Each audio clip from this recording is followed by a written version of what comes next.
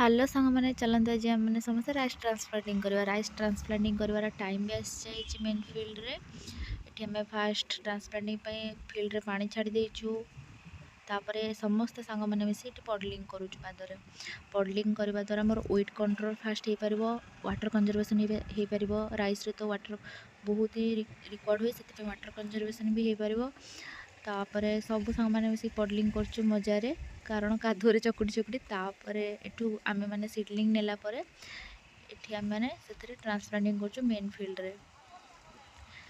Spacing देकी transplanting कला परे आमे माने फर्टिलाइजर अप्लाई करचु एठी आम मानक द्वारा फर्टिलाइजर ठीक से अप्लाई हेलेन तो सार आम मानक से तो फर्टिलाइजर अप्लाई करछंती फाइनली आम मानक राइस लागि जाईची दीटांक फील्ड रे 120 डेज गला पर आम माने देखिबा फाइनली एग्रीकल्चर लाइफ रे आम माने राइस लगे देलु बाय।